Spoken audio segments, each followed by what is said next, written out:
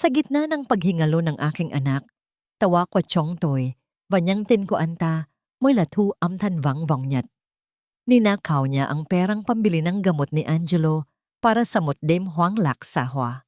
Basura na kayo, aniya. Pero ang basurang itinapon mo, magiging bagyong wawasak sa iyong mundo. Handa ka na bang makita ang muling pagkabuhay ng babaeng tinapak-tapakan mo? Sino nga ba ang tunay na talo? Ayoko na, Rina. Pagod na akong magpakaama sa isang batang tila lantang gulay na hindi naman ako nakikilala dahil sa sakit niya. At mas pagod na akong makita ang pagmumukha mong parang laging pasan ang buong daigdig. Ang mga salitang iyon ay tila mga talim ng balisong na humiwa sa katahimikan ng hating gabi. Marahan, binitawan ni Maribel ang lumang mouse ng kanyang laptop. Manhid ang kanyang mga daliri, hindi dahil sa lamig ng gabi, kundi dahil sa 8 oras na walang tigil na pagtatranslate ng isang teknikal na manual mula sa wikang Ingles patungong Tagalog. Sa tabi ng kanyang working table, sa isang maliit na kutsyon, ay mahimbing na natutulog ang 5 taong gulang na si Angelo. Ang maliit na tuhod ng bata ay namamaga at mapula. Isang malupit na paalala ng sakit na Still's disease na unti-unting nagnanakaw sa lakas ng kanyang anak. Dahan-dahang tumayo si Rina, pilit na hindi iniinda ang kirot sa kanyang likuran. Tumingin siya kay Daniel, ang lalaking nangako sa harap ng altar. Nasasamahan siya sa hirap at ginhawa. Ngunit ang lalaking nasa harap niya ngayon ay tila isang estranghero na suot ang mamahaling barong, mabango sa alak, at amoy ng mamahaling pabango ng babae na kailanman ay hindi naging amoy ni Rina. Daniel, gising ang anak mo. Baka marinig ka niya. Pabulong na pagsusumamo ni Rina, ang kanyang boses ay nanginginig sa pagitan ng pagod at takot. Kailangan niya ng katahimikan. Katatapos lang humupa ng lagnat niya. Isang mapait na tawa ang pinakawalan ni Daniel. Humakbang siya palapit sa maliit na aparador kung saan itinatago ni Rina ang isang lumang lata ng biskwit. Alam ni Rina ang laman niyon. Doon nakatabi ang bawat sentimong pinagpuyatan niya sa pagsasalin ng mga dokumento, ang perang pambili ng biological medicine ni Angelo para sa susunod na linggo. Katahimikan. Ang kailangan ng bahay na ito ay perang hindi nauubos sa mga gamot na wala namang saysay. Padabog na binuksan ni Daniel ang lata. Kinuha niya ang lahat ng perang papel na naroon at isinilid sa kanyang pitaka nang walang pag-aalinlangan. Daniel, huwag! Pera ni Angelo yan. Yan ang pambili ng gamot niya sa Lunes para hindi na siya mahirapang huminga. Halos gumapang si Rina para pigilan ang kamay ng asawa, ngunit isang marahas na tulak ang isinagot ni Daniel sa kanya. Napaupo si Rina sa sahig, ang kanyang palad ay tumama sa matigas na kanto ng mesa, ngunit mas masakit ang pagkirot sa kanyang dibdib. I spent that money for a celebration, Rina. Celebration dahil sa wakas, malaya na ako sa inyo. Malamig na sabi ni Daniel habang kumukuha ng isang puting sobre mula sa kanyang bulsa. Inihagis niya ito sa mukha ni Rina. Ang mga papel ay nagkalat sa sahig, tila mga puting talulot ng bulaklak sa isang burol. Annulment papers yan. Pinirmahan ko na. At bago ko malimutan, ibenta mo na ang lahat ng gamit dito dahil sa katapusan ng linggo, lilipat na rito ang taong tunay na nagpapahalaga sa akin. Kami ni Nicole ang titira rito. Tila tumigil ang pag-ikot ng mundo para kay Rina. Ang bawat salita ay parang isang mabigat na batong idinadagan sa kanyang paghinga. Tiningnan niya ang kanyang anak na bahagyang gumalaw sa pagkakatulog. Ang maliit na kamay nito ay tila naghahanap ng kalinga sa gitna ng dilim. Napatingin si Rina sa bakanteng lata ng biskwit, pagkatapos ay sa mga papel ng annulment, at huli ay sa asawang ni hindi man lang siya matingnan ng diretso sa mga mata. Ang tanging naririnig na lamang sa silid ay ang mahinang pagpatak ng ulan sa bubong na tila sumasabay sa tahimik na pagbagsak ng mga luha ni Rina sa sahig. Walang hikbi, walang sigaw. Ang sakit ay masyadong malalim para sa ingay. Sa bawat segundo ng katahimikan, unting nadudurog ang bawat pangarap na binuo niya sa loob ng 6 na taon. Tumalikod na si Daniel at naglakad palabas ng pinto nang hindi man lang lumingon sa anak na iniwan niyang naghihingalo sa sakit. Sa gitna ng dilim at hapdi ng pagkakasubasob, isang tanong ang paulit-ulit na humahampas sa isipan ni Rina habang nakatingin sa namamagang tuhod ng kanyang anak. Hanggang kailan kailangang magbayad ang isang ina para sa kasalanang ang tanging naging sala ay ang magmahal ng higit sa sarili? Wala kang dalang suwerte sa bahay na ito, Rina. Mula nang pumasok ka rito, tila naging sumpa ang buhay ng anak ko. At ngayon, pati ang apo ko ay ginawa mong lanta at sakaitin. Hindi pa man sumisikat ang araw ay bumasag na sa katahimikan ang matinis na boses ni Aling Teresita. Nakatayo siya sa pintuan ng maliit na silid, bitbit ang isang malaking plastic bag at ang muka ay bakas ang kawalan ng awa. Sa likod niya, nakatayo si Daniel na tila isang estatwang walang kibo, umiiwas ng tingin habang ang kanyang ina ang gumagawa ng maruming trabaho ng pagtataboy sa sarili niyang mag-ina. Kakalagay lang ni Rina ng bimpo sa noo ni Angelo nang biglang hablutin ni Aling Teresita ang kumot na nakabalot sa bata. Ano ba, Aling Teresita? May sakit ang bata. Kailangan niya ng init. Sigaw ni Rina. Ang kanyang boses ay paos mula sa magdamag na pag-iyak. Init? Ang kailangan mo ay matutong tumayo sa sarili mong mga paa at huwag nang linta sa anak ko. Mabilis na sagot ng matanda habang sinisimulang ilabas ang mga damit ni Rina mula sa cabinet at itapon ang mga ito sa sahig na tila mga basahan. Sabi ni Daniel, aalis na kayo rito. Ngayon na. May darating na bago, mas masigla, mas maganda, at hindi magbibigay ng saktin na apo sa akin. Nanginginig ang mga kamay ni Rina habang pilit niyang pinupulot ang kanyang mga gamit. Ngunit nang makita niyang kinuha ni Aling Teresita ang kanyang lumang laptop, ang tanging sandata niya para mabuhay at maipagamot si Angelo, ay biglang bumuhos ang kaba sa kanyang dibdib. Huwag po ang laptop ko, Aling Teresita. Yan lang po ang ginagamit ko sa trabaho para may pambili kami ng pagkain. Isang mapang-uyam na ngiti ang sumilay sa labi ng matanda. Trabaho? Ang pagtitig sa screen buong gabi abang napapabayaan ng bahay? Ito ang sumpa. Sa isang iglap, binitiwan ng matanda ang laptop sa matigas na semento ng silid. Ang malakas na tunog ng pagkabiyak ng plastic na casing at ang pagkalat ng mga maliliit na piyesa sa sahig ay tila tunog ng paghinto ng huling pag-asa ni Rina. Napaluhod si Rina sa harap ng sirang kagamitan.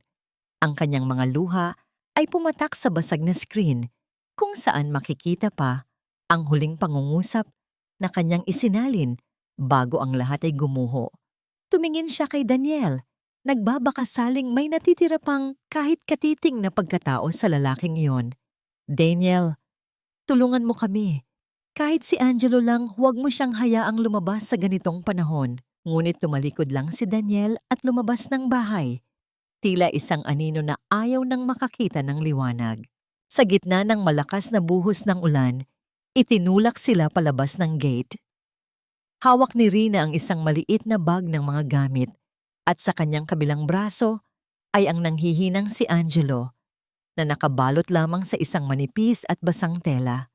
Ang bawat hakbang ni Rina sa baha ay tila paglubog sa isang kumunoy ng kawalan ng pag-asa.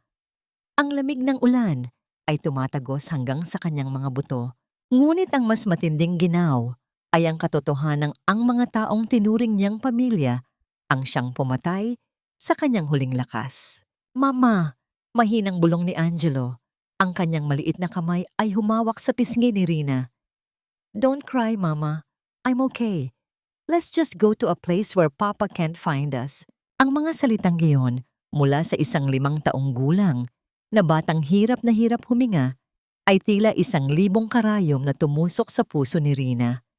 Pinilit niyang ngumiti, kahit na ang kanyang buong katawan ay nanginginig na sa pagod at gutom. Naglakad siya sa gilid ng kalsada, walang tiyak na patutunguhan, hanggang sa maramdaman niyang ang kanyang mga binti ay tila gawa na sa tisa. Naramdaman ni Rina ang biglang pagbigat ng katawan ni Angelo. Ang bata ay nawalan na ng malay. Angelo! Angelo! Gising! Pagsigaw ni Rina, ngunit ang tanging sumasagot sa kanya ay ang hagupit ng hangin at ang ingay ng ulan. Napaluhod si Rina sa gitna ng kalsada.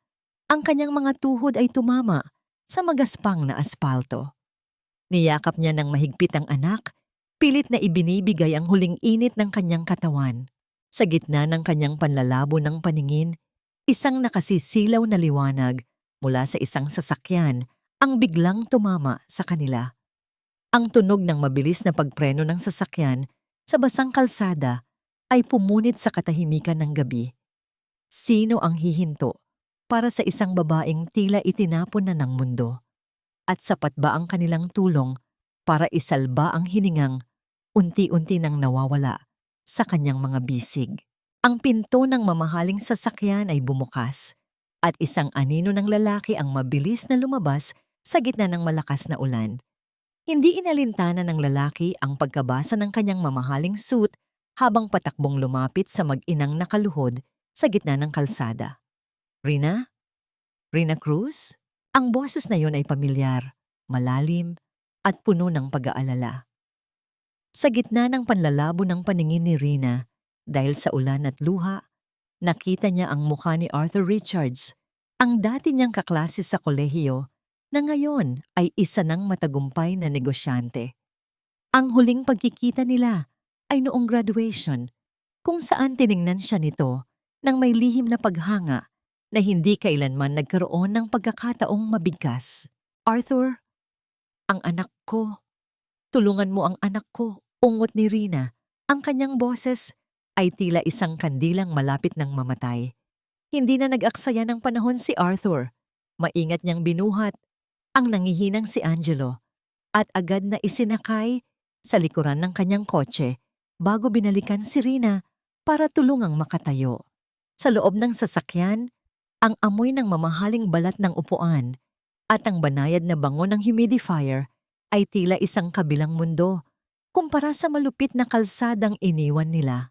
Mabilis ang takbo ng sasakyan patungo sa pinakamalapit na ospital. Sa buong biyahe, hindi binitiwan ni Rina ang kamay ng anak. Ang init ng heater sa loob ng sasakyan ay unti-unting nagpapakalma sa kanyang nanginginig na katawan, ngunit ang kanyang isipan ay nananatiling nakakulong sa imahe ni Daniel na itinatapon ang kanilang mga pangarap. Pagdating sa ospital, ang katahimikan ng gabi ay napalitan ng abalang tunog ng mga nurse at doktor na nagmamadaling asikasuhin si Angelo. Emergency! Case of Still's disease, high fever and joint inflammation. Sigaw ng isang doktor habang itinutulak ang stretcher patungo sa loob ng ICU. Naiwan si Rina sa koridor, basang-basa at tila isang basag na manika. Doon lamang siya binalikan ng realidad. Wala siyang pera, wala siyang gamit, at wala siyang matutuluyan. Napaupo siya sa matigas na bench ng ospital, itinago ang muka sa kanyang mga palad. At doon ay muling bumuhos ang kanyang mga hikbi na kanina pa niya pilit na pinipigil. Isang mainit na tasa ng kape ang dahan-dahang inilapag sa tabi niya. Pag-angat ng kanyang tingin, nakita niya si Arthur na nakasuot na lamang ng puting t-shirt dahil ibinigay niya ang kanyang suit jacket para ipantakip kay Rina kanina. Uminom ka muna, Rina. The doctors are doing everything they can for Angelo. Binayaran ko na ang initial deposit para hindi maantala ang gamot niya. Malumanay na sabi ni Arthur. Umupo siya sa tabi nito. Binibigyan si Rina ng sapat na espasyo, ngunit ipinapadama ang kanyang presensya. Arthur, hindi ko alam kung paano kita mababayaran. Ang lahat ng ito, utang na loob ko sa iyo ang buhay ng anak ko. Bulong ni Rina. Huwag mong isipin yan ngayon. What matters is Angelo's safety, sagot ni Arthur. Tumingin siya sa bag na bitbit ni Rina kung saan nakasilip ang basag na laptop. I saw your laptop earlier. I know you've been doing translation work. Actually, my company is looking for a senior translator for a very sensitive international project. I saw a glimpse of your work on the screen earlier. You are still as brilliant as you were in college, Reina. Bahagyang natigilan si Rina. Sa gitna ng kanyang pinakamadilim na sandali, isang pintuan ang tila bumubukas. Ngunit bago pa siya makasagot, lumabas ang doktor mula sa ICU na may hawak na chart. Ang mukha nito ay seryoso at ang kanyang mga mata ay tila may dalang balitang hindi inaasahan ni Rina. Napatayo si Arthur at Rina ng sabay. "Doc, kamusta ang anak ko?" Tanong ni Rina. Ang kanyang puso ay tila tumigil sa pagtibok habang naghihintay ng sagot. Ang doktor ay tumingin muna kay Arthur bago ibinaling ang atensyon kay Rina. Stable na ang bata. Pero may nakita kaming kakaiba sa kanyang records. May mga gamot siyang dapat ay tinatanggap buwan-buwan ayon sa dating reseta. Pero base sa huling lab results niya, tila ilang buwan na siyang hindi nabibigyan ng tamang dosis. It's as if someone was intentionally withholding his treatment. Nanlaki ang mga mata ni Rina. Biglang bumalik sa kanyang isipan ang lata ng biskwit na palaging bawas ang laman kahit puyat siya sa pagtatrabaho. At ang mga rason ni Daniel na mahal ang bilihin kaya kulang ang pera. Ngunit hindi pa doon natatapos ang lahat. Inabot ni Arthur ang basag na laptop ni Rina na kanina pa niya tinitingnan habang naghihintay. Sa pagkakabagsak nito, ang hard drive ay bahagyang nayupi, ngunit may isang maliit na memory card na nakasabit sa gilid. Isang card na hindi pagmamay-ari ni Rina, kundi ang card na madalas paglaruan ni Angelo mula sa lumang kamera ng kanyang tatay. "Rina, look at this," sabi ni Arthur habang itinuturo ang screen ng kanyang sariling tablet kung saan isinalpak niya ang card para i-check. Ang bumungad sa kanila ay hindi mga litrato ng pamilya, kundi mga dokumento ng kumpanya ni Arthur na may mga pirma ni Daniel, mga dokumentong hindi dapat hawak ng asawa ni Rina. Ano ang kinalaman ni Daniel sa kumpanya ni Arthur? At gaano kalalim ang pagtatraidor na ginawa niya hindi lang kay Rina, kundi maging sa kalusugan ng sarili niyang anak? Hindi ko kailangan ng limos, Arthur. Ang kailangan ko ay paraan para maibalik ang dangal ko at ang kalusugan ng anak ko. Ang boses ni Rina ay mahina, ngunit may di matitinag na paninindigan habang nakaupo siya sa harap ng malawak na mesang gawa sa mahogany sa loob ng opisina ni Arthur. Ang sinag ng umaga na tumatagos sa malalaking bintana ng gusali ay tila masyadong maliwanag para sa kanyang mga matang namumugto pa rin sa puyat at iyak. Nakasuot siya ng isang simpleng blusa na ipinahiram ng sekretary ni Arthur. Malinis, maayos, ngunit pakiramdam ni Rina ay suot pa rin niya ang mantsa ng ulan at putik mula sa nagdaang gabi. Dahan-dahang inilapag ni Arthur ang isang folder sa harap niya. "Hindi ito limos, Rina. This is a professional contract. I've seen your translations. You have a gift for making words breathe. Kailangan ng Richards Global ang isang taong katulad mo. Isang taong marunong tumingin sa pagitan ng mga linya." Tiningnan ni Rina ang kanyang sariling mga palad. Magaspang ang mga ito mula sa paglalaba, paglilinis, at pag-aalaga kay Angelo. Ngunit sa loob ng mga daliring iyon ay nagtatago ang talino na matagal nang pilit na ibinaon ni Daniel sa limot. "Broken ako, Arthur. Pakiramdam ko, pati ang utak ko ay kinalawang na sa loob ng 6 na taon na ang tanging kausap ko lang ay ang 4 na sulok ng bahay at ang galit ng asawa ko." "Then let this work heal you," malumanay na sagot ni Arthur. Ang kanyang tingin ay hindi humuhusga, kundi puno ng pagkilala sa kakayahan ni Rina na tila nakalimutan na nito. Angelo needs a mother who is strong, but he also needs a mother who knows her worth. Richards Global will provide the medical suite for Angelo's continuous treatment as part of your benefits. Hindi mo na kailangang magmakaawa para sa gamot niya. Sa pagbanggit sa pangalan ng anak, tila may isang liyab na muling nag-alab sa dibdib ni Rina. Kinuha niya ang ballpen at kahit nanginginig ang kanyang kamay, nilagdaan niya ang kontrata. Sa bawat guhit ng tinta sa papel, tila binabawi niya ang bawat bahagi ng kanyang pagkatao na ninakaw ni Danielle. Inihatid siya ni Arthur sa kanyang bagong workstation. Isang makintab na laptop ang naghihintay sa kanya. Isang kagamitang hindi na muling sisirain ng galit ng ibang tao. Your first task is to audit these technical manuals from our partner in Singapore. May mga discrepancies kaming nakikita sa dating translation. I want you to find where the numbers don't match the words. Nagsimulang magtrabaho si Rina. Sa simula, ang bawat salita ay tila isang estranghero. Ngunit habang tumatagal, ang kanyang isip ay nagsimulang sumabay sa ritmo ng pagsasalin. Ang bawat pangungusap na kanyang itinatama ay tila isang hakbang palayo sa dilim. Sa gitna ng kanyang konsentrasyon, naramdaman niya ang presensya ni Arthur na muling lumapit. May bitbit itong maliit na paper bag ng mainit na pandesal at kape. You've been working for 4 hours straight. Break muna? Aniya? Maingat nitong inilapag ang pagkain sa gilid. Sapat lang ang layo para hindi madumihan ang mga papel. Ang kanilang mga balat ay bahagyang nagkadikit nang abutin ni Rina ang tasa. At sa isang segundo, isang kuryente ng kalinga ang gumapang sa braso ni Rina. Isang pakiramdam ng pagpapahalaga na kay tagal na niyang hindi nararamdaman. Salamat, Arthur. Para sa lahat, bulong ni Rina. Always, Rina. Simpleng sagot ni Arthur bago ito bumalik sa sariling opisina. Bumalik si Rina sa pag-scan ng mga dokumento, ngunit nang buksan niya ang isang file na may markang Logistics at Procurement 2023, biglang tumigil ang tibok ng kanyang puso.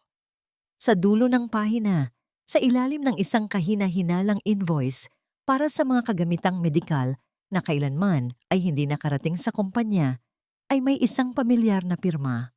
Ang mga titik ay matutulis, mayabang, at puno ng mga dekorasyon. Ang pirma ni Danielle. Ngunit ang pangalang nakasulat sa itaas nito ay hindi Danielle Cruz. Nakasulat doon ay Danilo Castiglione, ang pangalang madalas gamitin ng asawa niya sa kanyang mga illegal na online transactions noong bago pa sila maghiwalay. Nanlamig ang buong katawan ni Rina. Ang invoice ay para sa mga mamahaling gamot na dapat ay ibinibigay sa mga charitable institutions na tinutulungan ng kumpanya ni Arthur. Mga gamot na eksaktong kapareho ng kailangan ni Angelo. Nagtatrabaho si Danielle sa ilalim ng ibang pangalan para pagnakawan ang kumpanyang tumutulong sa kanya ngayon. At ang mas malupit na katotohanan ay unti-unting luminaw sa isip ni Rina. Ang perang dapat ay pambili ng gamot ng kanyang anak ay hindi lang basta nawala, kundi sistematikong ninanakaw ng sarili nitong ama mula sa mga taong may mabubuting loob. Isang mensahe ang biglang lumitaw sa screen ng kanyang laptop. Isang anonymous email na naka-address sa kanya. Don't dig too deep, Rina. Baka malunod ka sa maling akala. Watch your back at the hospital. Nanginginig na napatingin si Rina sa kanyang phone. Isang tawag mula sa ospital ang pumasok. Sa kabilang linya, ang boses ng nurse ay puno ng kaba. Ma'am Rina, kailangan niyo pong pumunta rito agad. May isang lalaking nagpakilalang tatay ni Angelo, ang pilit na kinukuha ang bata at dala niya ang mga pulis. Ano ang balak ni Danielle? At bakit tila handa siyang gamitin ng batas para itago ang kanyang mga krimen sa pamamagitan ng pag-agaw sa kaisa-isang buhay na natitira kay Rina? Hindi ka karapat-dapat na maging ina, Rina. Tingnan mo ang ginawa mo sa anak ko. Pinabayaan mo siyang maghingalo sa kalsada habang abala ka sa pakikipag-date sa iyong mayamang boss.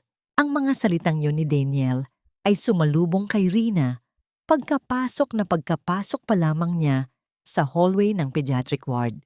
Nakatayo ang kanyang asawa sa harap ng silid ni Angelo, kasama ang 2 pulis at isang lalaking nakabarong na mukhang abogado.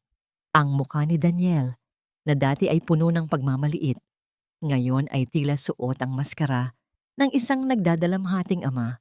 Napahinto si Rina. Ang kanyang puso ay tila gustong kumawala sa kanyang dibdib sa tindi ng kaba.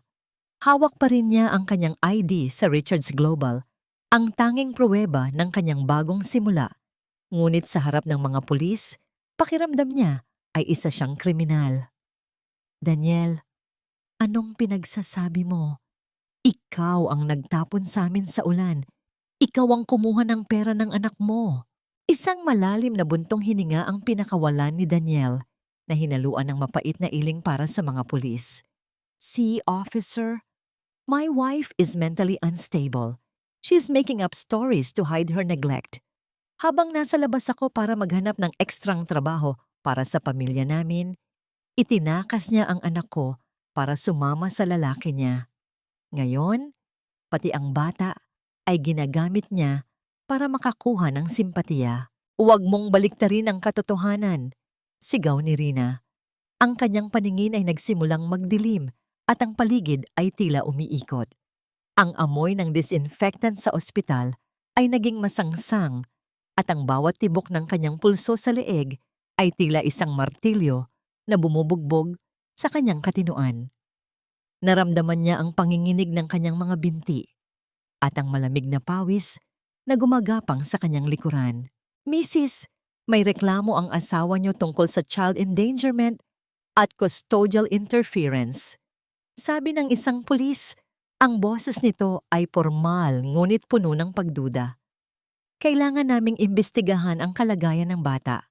Sa ngayon, pansamantalang ibibigay ang kustodya sa ama habang hindi pa malinaw ang sitwasyon niyo. Hindi. Hindi niyo pwedeng gawin yan. Hindi niyo alam ang ginawa niya kay Angelo. Halos mawalan ng balanse si Rina, ngunit bago pa man siya tuluyang matumba, isang matatag na bisig ang sumalo sa kanyang likuran. The only thing that isn't clear here, officer, is why a man who abandoned his sick son in the middle of a storm is now playing the role of a hero. Ang boses ni Arthur ay mahinahon ngunit may awtoridad na tila nagpatahimik sa buong hallway. Dumating siya kasama ang chief legal counsel ng kanyang kumpanya. Hindi binitawan ni Arthur ang balikat ni Rina at ang init ng kanyang palad sa braso ng babae ay nagsilbing angkla ni Rina sa gitna ng nagngangalit na emosyon. Sino ka naman? Tanong ni Daniel. Ang kanyang mga mata ay nanliliit sa inggit habang tinitingnan ang mamahaling sapatos at tindig ni Arthur. Ah, so ikaw ang lalaki ni Rina. Officer, heto na ang ebidensya. Sinasabi ko sa inyo, ginagamit nila ang pera para agawin ang anak ko. I am Arthur Richards, the CEO of Richards Global, and Rina is my senior translator. More importantly, she is a mother whose son's life was put at risk because of someone's greed. Sagot ni Arthur. Tumingin siya ng diretso kay Daniel. Ang kanyang mga mata ay tila nakikita ang bawat kasinungalingang itinatago nito. And speaking of money, Daniel, or should I call you Danilo Castiglione, baka gusto mong ipaliwanag sa mga pulis kung bakit ang pirma mo ay nasa mga fraudulent invoices ng kumpanya ko para sa mga gamot na dapat ay para sa mga batang tulad ni Angelo.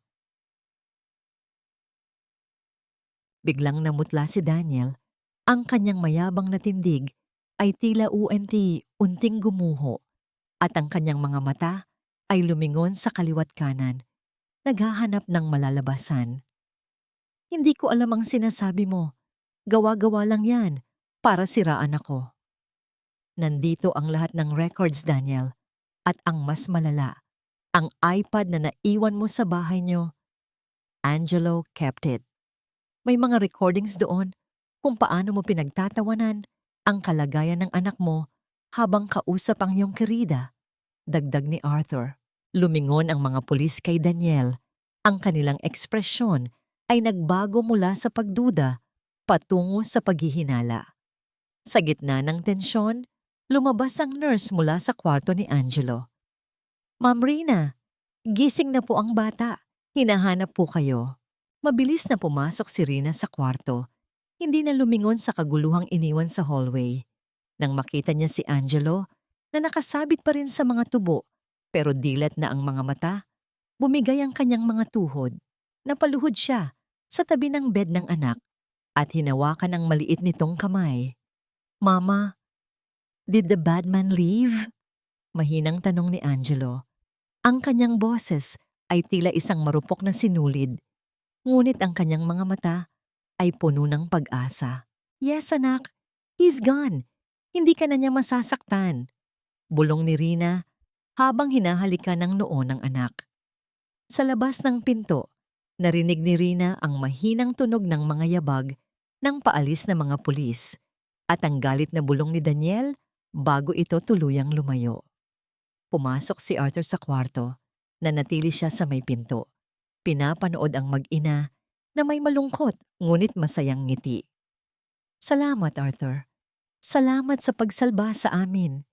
Muli, sabi ni Rina nang hindi inaalis ang tingin sa anak. You saved yourself, Rina. I just provided the light. Sagot ni Arthur. Lumapit siya at tumayo sa tabi ni Rina. But this is just the beginning. Daniel will fight back. Gagamitin niya ang lahat ng koneksyon niya para baliktarin tayo. At may isa pa akong nalaman. Ang mistress niya si Nicole ay hindi lang basta babae niya. Anak siya ng isa sa mga board members ng kumpanyang kapartner natin. Tumingala si Rina kay Arthur. Sa gitna ng payapang mukha ng kanyang anak, naramdaman niya ang pagdating ng isa pang bagyo. Isang lihim na panganib ang naghihintay at ang labang ito ay hindi na lamang tungkol sa sustento, kundi tungkol sa kaligtasan ng kanilang mga buhay. Paano haharapin ni Rina ang isang kaaway na may hawak na kapangyarihan? At hanggang saan?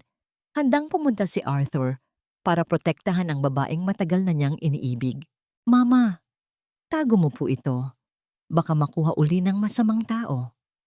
Ang mahinang bulong ni Angelo ay tila isang babala sa gitna ng katahimikan ng hospital room. Mula sa ilalim ng kanyang unan, inilabas ng bata ang isang lumang iPad na may makulay na case. Isang laruang akala ni Rina ay nawala na sa gitna ng gulo ng kanilang pag-alis. Ang screen nito ay may mga gasgas, tanda ng pagiging paboritong kalaro ng bata sa mga oras na abala si Rina sa trabaho at si Daniel naman ay abala sa kanyang sariling mundo. Kinuha ni Rina ang device, ang kanyang mga daliri ay dahan-dahang humaplos sa malamig na screen. Saan mo ito nakuha, anak? Akala ko, naiwan natin ito sa bahay. Nilagay ko po sa bag ko bago tayo itulak ni Lola. Sagot ni Angelo. Ang kanyang mga mata ay tila mas matanda kaysa sa kanyang edad. Diyan po nagagalit si Papa kapag hinahawakan ko. Pero sabi niya dati, laro lang daw yung pinipindot niya. Binuksan ni Rina ang iPad. Dahil sa tagal na hindi ito nagagamit, kinailangan pa niyang hintayin ang mabagal na paglo-load ng system. Nang magliwanag ang screen, hindi mga laro ang bumungad sa kanya, kundi isang serye ng mga voice memos at maikling video clips na hindi sinasadyang na-record sa background habang naglalaro ang bata. Sa isang video, makikita ang sulok ng kanilang lumang kwarto. Maririnig ang boses ni Daniel, malakas at puno ng kayabangan. Kausap ang isang babaeng tila si Nicole. Huwag kang mag-alala, Nicole. Hindi mahahalata ng kumpanya ni Richards ang padding sa mga invoices. Ang translation ni Rina ang gagamitin kong shield. Kapag tinanong nila ang mga numero, sasabihin ko mali ang pagkakatranslate ng asawa ko. She's just a housewife. Madaling paniwalain ng board na nagkamali siya dahil sa pagod sa pag-aalaga ng batang sakitin. Ang tawa ni Daniel ay tila isang malupit na huni na bumasag sa puso ni Rina. Naramdaman ni Rina ang panlalamig ng kanyang mga kamay. Hindi lang siya basta pinagtaksilan. Ginamit ni Daniel ang kanyang paghihirap, ang kanyang talino, at ang mismong sakit ng kanilang anak para pagtakpan ang sariling krimen. Ang bawat gabing puyat siya sa pagsasali ng mga dokumento ay ginagamit pala ni Daniel para itayo ang sarili nitong palasyo ng kasinungalingan. Eksaktong pumasok si Arthur sa silid, bitbit ang ilang prutas at isang maliit na laruang robot para kay Angelo. Napansin niya agad ang pamumutla ni Rina at ang panginginig ng kanyang mga balikat. Rina, what's wrong? May masakit ba sa'yo? Tanong ni Arthur. Mabilis siyang lumapit at maingat na hinawakan ang siko ni Rina para alalayan ito. Walang salitang inabot ni Rina ang iPad kay Arthur. Pinanood ni Arthur ang video, ang kanyang panga ay unti-unting nagngangalit habang naririnig ang bawat salita ni Danielle. Ang katahimikan sa loob ng silid ay naging mabigat, tila isang bagyong nagtitipon ng lakas. This is more than just fraud, Rina. This is a deliberate act of sabotage. Bulong ni Arthur. Tumingin siya kay Angelo na ngayon ay tahimik na pinagmamasdan ang robot na dala niya. Your son didn't just save a toy. He saved our case. Lumapit si Arthur kay Rina. Ang kanyang boses ay naging mas malambot. Puno ng isang uri ng pangakong hindi kailanman narinig ni Rina mula kay Daniel. Hindi kita hahayaang malunod sa mga kasinungalingan niya. We will use this. This is the smoking gun. Sa isang sandali, ang kanilang mga mata ay nagtagpo. Nararamdaman ni Rina ang init mula sa presensya ni Arthur. Isang init na hindi nakakapaso, kundi nagbibigay ng lakas. Isang bahagi ng kanyang buhok ang humarang sa kanyang mukha dahil sa hangin mula sa aircon. At dahan-dahang itinaas ni Arthur ang kanyang kamay para ilagay ito sa likod ng kanyang tainga. Ang haplos ng kanyang mga daliri sa balat ni Rina ay tila isang tahimik na kumpisal ng paghanga at proteksyon. Salamat, Arthur. Hindi ko alam kung ano ang gagawin ko kung wala ka, mahinang sabi ni Rina. Ang kanyang boses ay puno ng emosyong matagal na niyang ibinaon. You don't have to do it alone anymore, Rina. I'm here. At hinding-hindi ako aalis, sagot ni Arthur. Ang kanyang mga mata ay nangangako ng katapatan.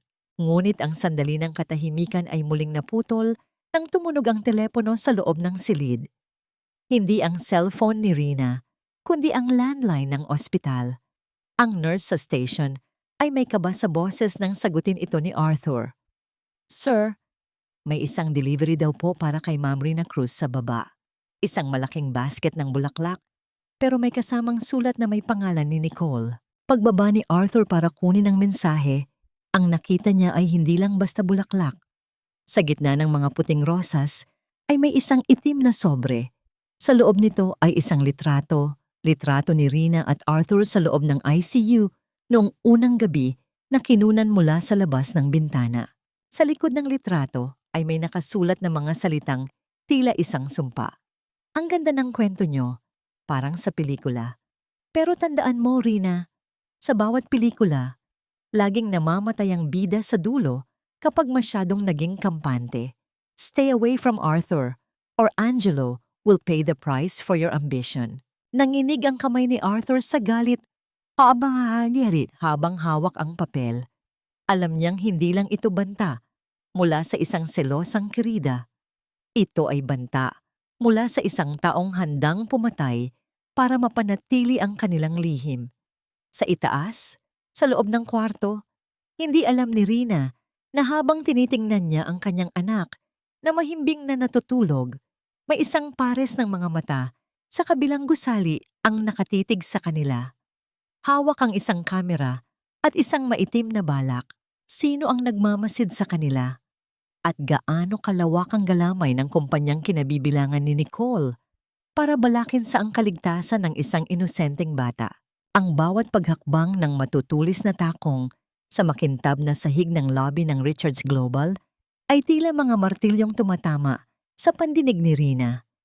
Alam niya ang amoy na yon, isang matapang at mamahaling pabango na tila sumasakal sa hangin, ang amoy ng babaeng sumira sa kanyang pamilya. Si Nicole. Nakasuot ito ng isang pulang dress na tila sumisigaw ng kapangyarihan. Ang kanyang mga mata ay nakatago sa likod ng malalaking sunglasses habang naglalakad patungo sa workstation ni Rina. Ang mga empleyadong nakapaligid ay nagsimulang magbulungan, ang bawat mata ay nakatuon sa nagbabadyang bagyo. So, totoo nga ang balita. Ang boses ni Nicole ay puno ng pang-uuyam habang dahan-dahang tinatanggal ang kanyang salamin. Inilibot niya ang tingin sa mesa ni Rina. Tila diring-diri sa mga papel at diksyonaryong naroon. Mula sa pagiging labandera ng asawa ko, ngayon ay nagpapanggap ka namang professional dito? Tell me, Rina, magkano ang kailangang ibayad sa'yo para tuluyan ka ng mawala sa buhay namin? Naramdaman ni Rina ang mabilis na pag-akyat ng dugo sa kanyang mga pisngi. Ang kanyang mga kamay, na kanina ay mabilis na nagtatype, ngayon ay nakakuyom sa ilalim ng mesa para itago ang panginginig. Wala akong kailangan sa inyo, Nicole. At para sa kaalaman mo, hindi mo pa asawa si Daniel. Sa batas, ako pa rin ang asawa niya. Isang matunog na tawa ang pinakawalan ni Nicole. Isang tunog na puno ng lason. Bigla niyang hinablot ang baso ng tubig sa mesa ni Rina at dahan-dahang ibinuhos ang laman nito sa mga dokumentong kasalukuyang isinasalin ni Rina. Ang tubig ay dahan-dahang gumapang sa papel. Tila mga luhang nagbubura sa bawat oras ng paghihirap ni Rina. Sa batas, baka nga. Pero sa katotohanan, ikaw ay isang basurang itinapon na. Isang palamunin na pilit na sumasabit sa laylayan ng isang mayamang lalaki dahil hindi mo kayang buhayin ang anak mong sakitin. Bulong ni Nicole, sapat lang para marinig ng mga taong nakapaligid. Huwag kang umasta na parang kauri mo kami. You're just a charity case, Rina. At kapag nagsawa na si Arthur sa pagiging bayani, babalik ka rin sa kalsada kung saan ka nararapat. Hindi na nakapagpigil si Rina. Tumayo siya. Ang kanyang mga mata ay nagniningning sa galit at sakit.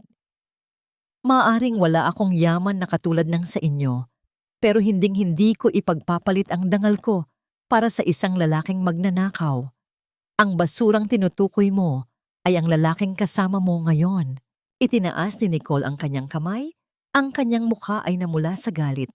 Handang ilapat ang isang marahas na sampal sa mukha ni Rina. Ngunit bago pa man ito dumampi, isang matigas na kamay ang humuli sa kanyang braso sa hangin. Ang mga bisita sa kumpanyang ito ay tinatrato ng may respeto. Pero ang mga taong gumagawa ng iskandalo ay tinatapon sa labas, gaano man sila kayaman. Ang boses ni Arthur ay tila kulog na bumasag sa tensyon. Nakatayo siya sa likod ni Nicole. Ang kanyang mukha ay madilim at ang mga mata ay puno ng matinding galit na bihirang makita ng kanyang mga empleyado. Hindi niya binitiwan ang braso ni Nicole, sa halip ay masinigpitan niya ang hawak nito habang dahan-dahang ibinababa. Arthur, you don't understand. Itong babaeng ito. Pagmamaktol ni Nicole, ang kanyang boses ay naging matinis at pilit na nagpapaawa. I understand perfectly, Nicole. Putol ni Arthur. Tumingin siya sa paligid, sa lahat ng empleyadong nanonood. I want everyone to hear this. Rina Cruz is not a charity case. She is the most brilliant translator I have ever known, and she is the heart of our current international project. Ang sino mang mambabastos sa kanya ay pambabastos na rin sa akin at sa kumpanyang ito. Lumapit si Arthur kay Rina at sa harap ng lahat, kinuha niya ang panyo mula sa kanyang bulsa at dahan-dahang pinunasan ang mga tumalsik na tubig sa kamay ni Rina. Ang bawat haplos niya ay tila isang deklarasyon ng proteksyon, isang pagkilala na nagpabagsak sa lahat ng pader ng pag-aalinlangan ni Rina. Security! Escort Miss Nicole out of the building and make sure her name is blacklisted from our visitor's log permanently. Utos ni Arthur nang hindi inaalis ang tingin kay Rina. Habang hinihila si Nicole palayo, ang kanyang mga sigaw ng pagbabanta ay unti-unting naglaho sa pasilyo. Naiwan ang katahimikan sa opisina. Ngunit para kay Rina, ang katahimikang yon ay hindi na nakakatakot. Ayos ka lang ba? Mahinang tanong ni Arthur. Ang kanyang kamay ay nananatiling nakahawak sa braso ni Rina. Tila ayaw siyang bitawan. Salamat, Arthur. Pero bakit mo ginawa yon? Lalong magagalit ang ama niya, ang board members. Bulong ni Rina. Dahil mas mahalaga ang isang katulad mo kaysa sa anumang kontrata sa mundo. Sagot ni Arthur. Ang kanyang boses ay puno ng katapatan na nagpabilis sa tibok ng puso ni Rina. And I meant what I said, Rina. Hinding-hindi kita bibitawan. Sa gitna ng emosyong yon, isang empleyado ang tumatakbong lumapit kay Arthur. Ang muka ay puting-puti sa takot. Sir, tumatawag po ang ospital. May nangyaring hindi maganda. May nagtangkang mag-sabotage sa oxygen supply sa kwarto ni Angelo. Ang mundong unti-unti nang nabubuo ay tila muling niyanig ng isang malakas na lindol. Ang labanan ay lumabas na sa loob ng opisina. Ang kaaway ay handa nang pumatay ng isang inosenteng bata para lamang manalo. Hanggang saan ang kayang gawin ni Rina para isalba ang kanyang anak? At sapat ba ang proteksyon ni Arthur laban sa isang kaaway na walang kaluluwa? Bawat hininga ng anak ko ay ninanakaw niyo, kailan ba kayo magsasawa? Ang pabulong na tanong ni Rina ay tila isang dasal na puno ng pait. Habang nakatitig siya sa transparent na mask na nakatakip sa mukha ni Angelo. Salamat sa maagang babala at sa mabilis na aksyon ng mga security ni Arthur, hindi natuloy ang masamang balak. Ang nakitang bukas na valve ng oxygen tank ay mabilis na naisara bago pa man tuluyang maubusan ng hangin ng bata. Ngunit para kay Rina, ang insidenteng iyon ay sapat na para tuluyan siyang gumuho. Nakatayo siya sa madilim na sulok ng silid. Ang kanyang mga balikat ay nanginginig sa kaba na ayaw humupa. Ang amoy ng rubbing alcohol at ang malamig na liwanag ng mga monitor ay tila nagpapaalala sa kanya kung gaano karupok ang buhay na pilit niyang pinoprotektahan. Isang mahinang katok sa pinto ang bumasag sa kanyang pag-iisip. Pumasok ang isang lalaking nakasuit, hawak ang isang briefcase. Hindi ito si Arthur. Ito ay isang abogadong may malamig na ekspresyon, ang uri ng taong nagdadala ng masamang balita sa paraang tila binabasa lamang ang listahan ng mga bilihin. Mrs. Cruz, I am Attorney Salvador, representing your husband, Daniel Cruz. Anito sa wikang Taglish na tila walang emosyon. I am here to serve you a formal notice. My client is filing for a permanent protection order and full custody of Angelo. We have witnesses who will testify about your unstable living conditions and the fact that you are living under the support of a man who is not your husband. Napaatras si Rina, ang kanyang likod ay sumandal sa malamig na dingding. Anong witnesses? Daniel was the one who kicked us out. He was the one who stole the money for Angelo's medicines. Ang ebidensya ang nagsasalita sa korte, Mrs., hindi ang emosyon. Sagot ng abogado habang inilalapag ang isang folder sa ibabaw ng SA. At may isa pa. We have a sworn statement from your former neighbor saying you've been planning to run away with Mr. Richards long before the separation. If you don't want this to get messier, Daniel is offering a settlement. Give him the custody and he will drop the charges of adultery. Tila isang malakas na sampal ang naramdaman ni Rina. Ang bawat salita ay tila isang laso na dahan-dahang pumapatay sa kanyang huling pag-asa. Sa gitna ng kanyang kawalan ng lakas, muling bumukas ang pinto. Si Arthur naman ang pumasok, ang kanyang mukha ay seryoso at may dalang isang lumang kulay kape na envelope. The meeting is over, Attorney Salvador. I suggest you leave before my own legal team arrives. Malamig na utos ni Arthur. Nang makaalis ang abogado, hindi napigilan ni Rina ang humikbi. Arthur, kukunin nila si Angelo. Sasabihin nilang masama akong ina. Paano kung manalo sila? Wala akong laban sa kapangyarihan ng ama ni Nicole. Lumapit si Arthur. At sa pagkakataong ito, hindi lang siya basta tumayo sa tabi. Marahan niyang kinuha ang magkabilang kamay ni Rina at hinawakan ng mga ito ng mahigpit. Rina, makinig ka. We are not just fighting for custody anymore. We are fighting for justice that should have been served years ago. Inabot ni Arthur ang lumang envelope kay Rina. I found this in my father's old files. It's a series of business documents related to your father's former printing and translation firm. Nanginginig ang mga kamay ni Rina habang binubuklat ang mga papel. Doon niya nakita ang mga orihinal na kontrata na naging dahilan ng pagkalugi ng kanyang ama. 10 taon na ang nakalilipas. Isang pagkalugi na naging sanhi ng pagkakasakit ng kanyang ama hanggang sa pumanaw ito sa matinding sama ng loob.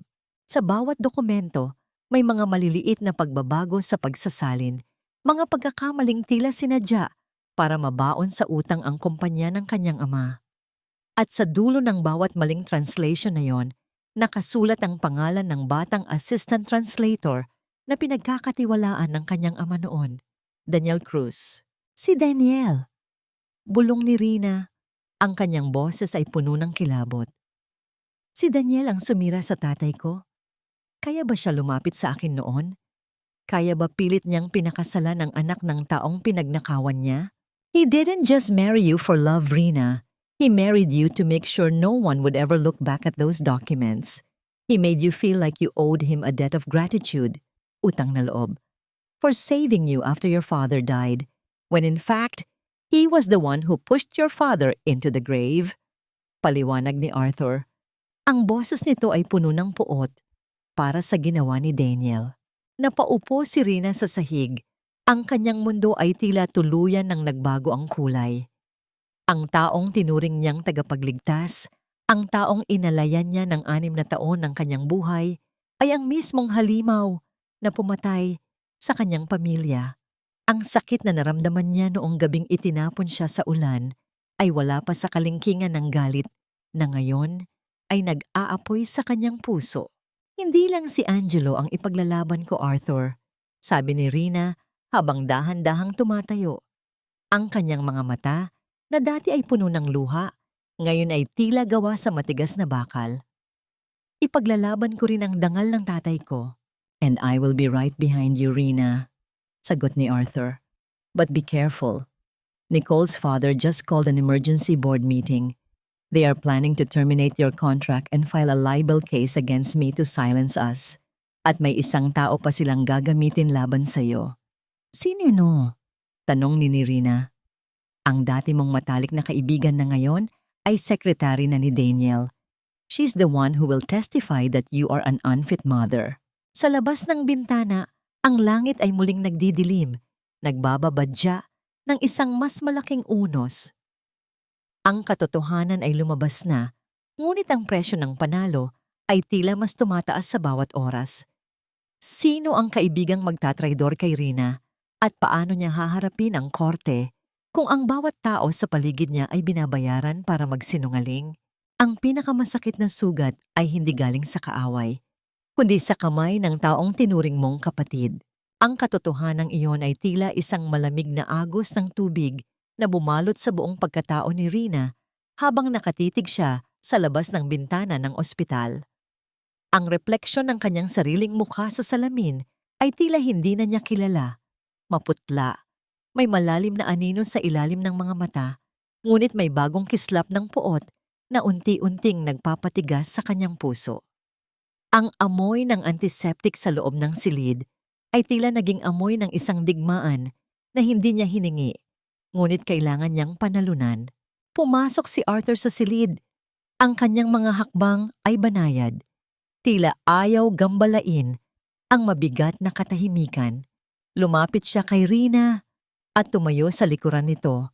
Sapat lang ang distansya para maramdaman ni Rina ang init ng kanyang presensya. Sonia is already downstairs, Rina. She wants to talk to you. Sabi ko, hindi mo siya kailangang harapin kung hindi mo pa kaya. Humarap si Rina kay Arthur, ang kanyang dating matalik na kaibigan, si Sonia, ang taong kasama niya sa lahat ng hirap noong mamatay ang kanyang ama, ang taong huling inasahan niyang magtatraidor sa kanya. Haharapin ko siya, Arthur. Gusto kong makita kung paano niya ididilat ang mga mata niya habang ibinebenta ang kaluluwa niya kay Daniel. Dahan-dahang itinaas ni Arthur ang kanyang kamay, tila nag-aalinlangan sa simula. Ngunit sa huli ay maingat niyang hinawakan ang nanlalamig na kamay ni Rina. Ang kanyang hinlalaki ay banayad na humaplos sa likod ng palad ng babae, isang tahimik na paraan ng pagsasabing, nandito lang ako. I'll be right outside the door. Isang tawag mo lang, papasok ako. Salamat. Bulong ni Rina. Ang kanyang boses ay bahagyang gumaralgal sa hindi inaasahang kalinga ni Arthur. Sa gitna ng lahat ng panlilinlang, ang katapatan ni Arthur ang tanging bagay na nagpapanatili sa kanya sa tamang katinoan. Bumukas ang pinto at pumasok si Sonia. Nakasuot ito ng isang mamahaling suit, bitbit ang isang designer bag na alam ni Rina na hindi nito kayang bilhin sa simpleng sweldo ng isang sekretary. Ang mukha ni Sonia ay tila isang pader ng pagmamaang-maangan. Rina, I'm sorry. Kailangan ko lang talagang gawin ito. Ang boses ni Sonia ay puno ng pekeng pagsisisi. Daniel offered me a future. My mother is sick. Kailangan ko ng pera para sa dialysis niya. At ikaw, Rina, look at yourself. You're unstable. Mas mabuti para kay Angelo na mapunta sa tatay niya na may kakayahang tustusan ng lahat. Isang mapait na ngiti ang sumilay sa labi ni Rina. Ginamit mo rin ang sakit para sa pera, Sonia. Katulad ka ni Daniel. Ang utang na loob mo ba sa pagkakaibigan natin ay may katumbas lang na halaga ng tseke. Huwag kang mapagmataas, Rina. Akala mo ba hindi ko alam? Ginagamit mo lang din si Arthur Richards para makaganti. Sigaw ni Sonia, ang kanyang maskara ng kabutihan ay unti-unting natitibag. I will testify in court. Sasabihin ko ang lahat ng instability mo nung mga nakaraang taon. I will make sure the judge sees you as a woman who lost her mind because of a sick child. Umalis ka na, Sonia. Mahinahon, ngunit matalim na utos ni Rina. Bago ko makalimutan na minsan kitang itinuring na pamilya. Nang lumabas si Sonia, tila naubos ang lahat ng lakas ni Rina. Napaupo siya sa gilid ng kama ni Angelo. Ang kanyang mga kamay ay nakatukod sa kutsyon. Ngunit bago pa siya tuluyang bumigay, naramdaman niya ang marahang paghawak ni Arthur sa kanyang balikat bago ito lumuhod sa kanyang harapan para magkapantay ang kanilang mga mata. You were amazing, Rina. Hinayaan mo siyang ipakita ang tunay niyang kulay, sabi ni Arthur. Kinuha niya ang panyo at dahan-dahang pinunasan ng isang luhang nakatakas sa mata ni Rina. Ang lapit ng kanilang mga muka ay tila nagpapahinto sa oras. Naramdaman ni Rina ang bango ng mint at ang banayad na init ng hininga ni Arthur sa kanyang balat. Hindi tayo magpapatalo sa kanila. I promise you. Sa sandaling iyon, tila may isang kuryente ng pag-asa na dumaloy sa pagitan nila. Nais sana ni Rina na isandal ang kanyang ulo sa balikat ni Arthur na hayaan ang sarili na maging mahina kahit sandali lang. Ngunit bago pa man mangyari iyon, isang matinis at paulit-ulit na tunog mula sa cardiac monitor ni Angelo ang bumasag sa kanilang mundo. Ang mga linya sa screen ay naging mabilis at hindi regular. Ang katawan ng maliit na bata ay nagsimulang manginig at ang kanyang mukha ay unti-unting naging kulay asul. Angelo! Doc! Tulong! Ang anak ko! Hiyaw ni Rina. Ang kanyang buong mundo ay muling naging isang madilim na bangungot. Mabilis na nagtakbuhan ang mga nurse at doktor sa loob ng silid. Itinulak nila si Rina at Arthur palabas. Sa gitna ng kaguluhan, nakita ni Rina sa dulo ng hallway ang isang pamilyar na figura na mabilis na naglalakad paalis. Hawak ang isang syringe na wala ng laman. Si Daniel. Naroon siya at may ginawa siya sa swero ng sarili niyang anak. Magagawa pa bang isalba ng mga doktor ang hininga ni Angelo? O tuluyan na itong nanakawin ng sariling ama para lamang sa isang tagumpay sa korte? Hindi ko na maramdaman ang sarili kong mga paa, Arthur. Tila pati ang lupa ay nakikiramay sa pagguho ng mundo ko. Ang bulong na yon ni Rina ay halos hindi marinig sa gitna ng ingay ng mga sapatos na nagtatakbuhan sa pasilyo ng ospital. Ang mabigat na pinto ng intensive care unit ay sumara ng may malakas na tunog na tila naghihiwalay sa buhay at kamatayan. Sa loob, ang maliit na katawan ni Angelo ay pinalilibutan ng mga taong nakasuot ng puti. Ang kanilang mga boses ay mabilis at puno ng kaba, habang pilit na ibinabalik ang hiningang ninakaw ng isang malupit na chemical. Napaupo si Rina sa malamig na sahig ng hallway. Isinandal niya ang kanyang ulo sa pader. Ang kanyang mga mata ay nakapikit ng mariin. Pilit na binubura ang huling imahe ng kanyang anak na nangingisay. Ang bawat tibok ng kanyang puso ay tila isang babala, isang paalala na sa bawat segundo na lumilipas, ang kanyang anak ay nakikipaglaban sa dilim. Naramdaman niya ang mainit na kamay na dumampi sa kanyang balikat. Si Arthur iyon. Lumuhod ito sa harap niya. Mababakas sa mga mata ang matinding lungkot, ngunit may tibay na hindi kayang basagin.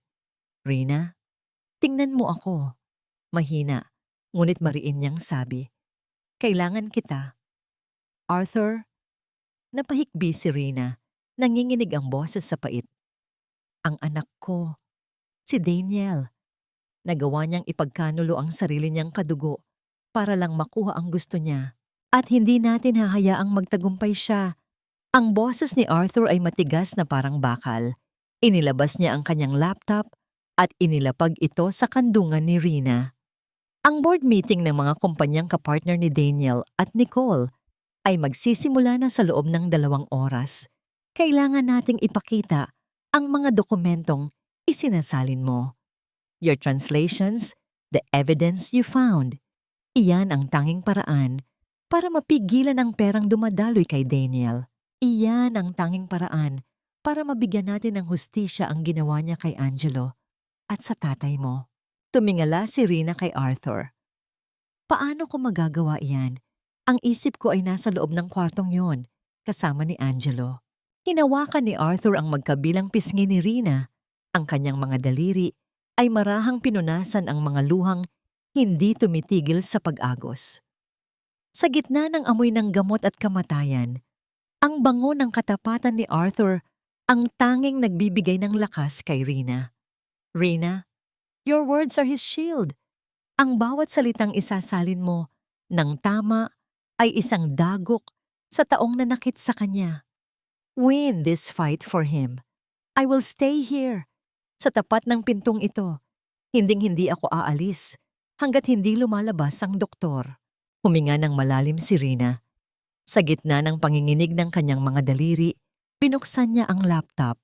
Ang liwanag ng screen ay tila isang maliit na kandila sa gitna ng dambuhalang kadiliman. Sinimulan niyang iscan ang mga technical manuals na binago ni Daniel. Ang mga dokumentong nagpapatunay na sadyang pinalitan ni Daniel ang mga safety specifications ng mga medical equipment na ibinibenta ng kumpanya para makatipid at makakuha ng kickback. Bawat titik ay tila isang talim na humihiwa sa kanyang pagkatao. Habang binabasa niya ang mga pekeng terms na inilagay ni Daniel, lalong lumilinaw ang lahat. Daniel did not just steal money. He endangered thousands of lives, including his own family. Diyos ko, bulong ni Rina. Hindi lang ito basta nakaw. This is mass murder in the making. Ang konsentrasyon ni Rina ay naging matalas. Ang bawat keyboard stroke ay tila isang bala na itinatama niya sa puso ng kasinungalingan. Sa bawat pangungusap na kanyang itinatama sa Tagalog mula sa orihinal na technical English, tila naririnig niya ang boses ng kanyang ama na nagsasabing, ang salita Rina ay dapat laging may katotohanan. 1 oras ang lumipas. Ang katahimikan sa hallway ay nababasag lamang ng mahinang tunog ng pagpindot ni Rina sa keyboard at ang malalim na buntong hininga ni Arthur na nakabantay sa pintuan ng ICU. Sa bawat sandali, tumitingin si Rina sa maliit na bintana ng pinto. Nagdarasal na sana ay gumalaw ang kurtina sa loob bilang tanda ng pag-asa. Biglang tumigil ang mga daliri ni Rina sa huling dokumento. Isang internal memo mula sa tatay ni Nicole. Doon ay nakasulat ang plano nilang ilipat ang lahat ng pananagutan sa senior translator ng Richards Global kapag pumutok ang iskandalo. Balak nilang gawing scapegoat si Rina. Gagamitin nila ako hanggang dulo. Sabi ni Rina, ang kanyang boses ay wala ng takot, tanging purong galit na lamang. Arthur, look at this. They already plan to blame me for the mistranslations that Daniel did. Kinuha ni Arthur ang laptop at binasa ang bahaging iyon. Ang kanyang panga ay nagngangalit. Then we make sure they never get that chance. I-save mo na lahat yan. I will send this to the board and to the NBI directly. Eksaktong pag-click ni Rina ng send, ang pinto ng ICU ay bumukas. Lumabas ang doktor. Ang kanyang face mask ay nakababa at ang kanyang noo ay puno ng pawis. Ang puso ni Rina ay tila tumalon sa kanyang lalamunan habang dahan-dahang tumatayo mula sa malamig na sahig. Doc, ang anak ko. Ang doktor ay tumingin kay Rina. Pagkatapos ay kay Arthur. Isang mahabang sandali ng katahimikan ang bumalot sa kanila. Isang katahimikang tila libu-libong taon ang itinagal sa isip ni Rina. The toxin was strong, Mrs. It caused a massive allergic reaction on top of his Still's disease symptoms, simulan ng doktor.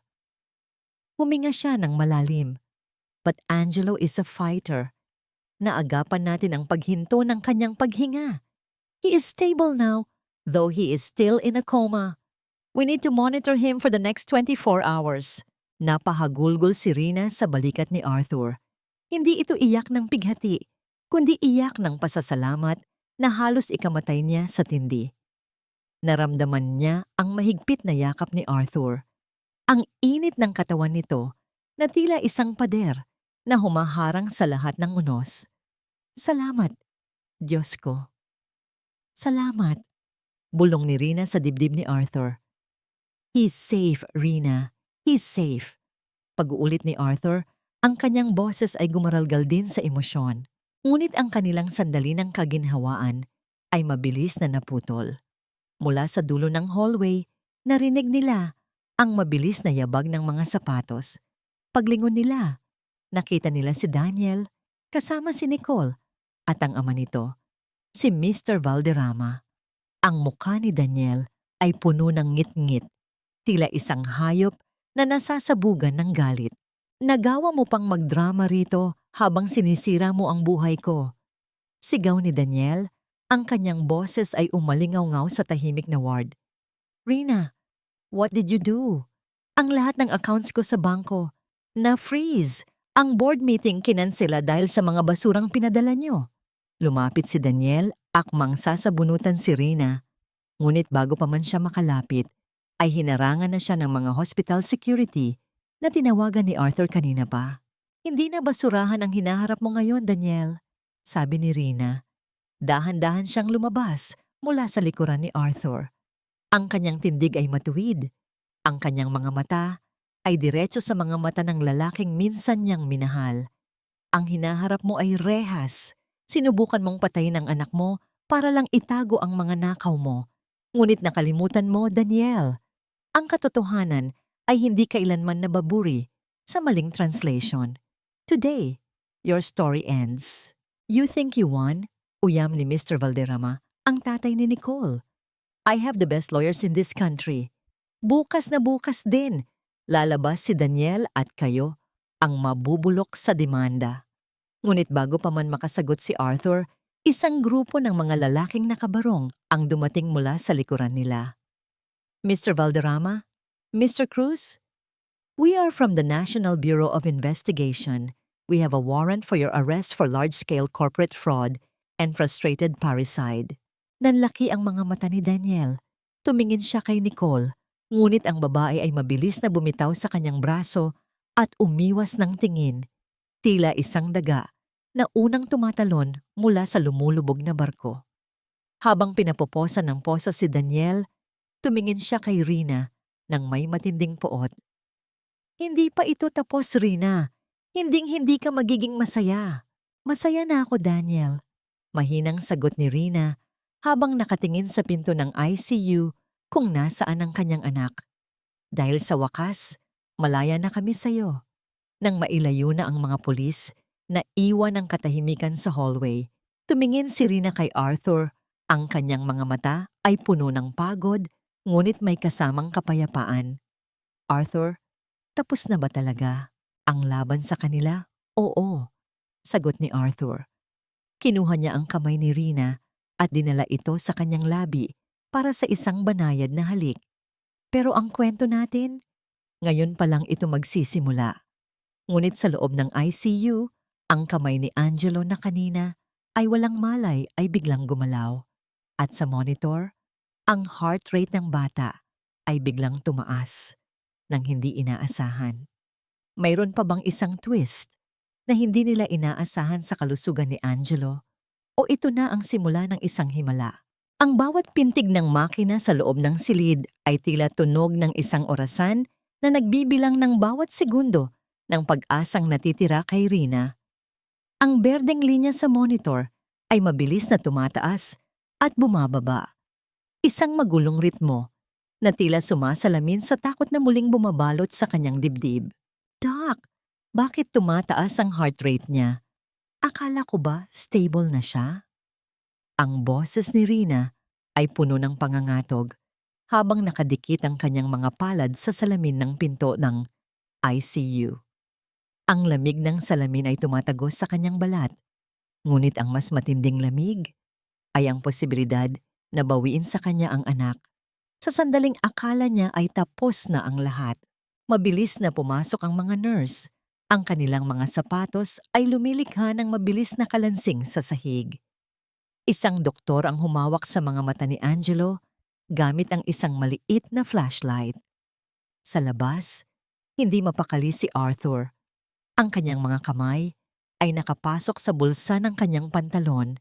Ang kanyang panga ay mahigpit na nakakuyom habang tahimik na nagdarasal.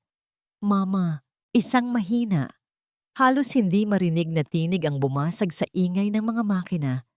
Ang maliit na daliri ni Angelo ay gumalaw.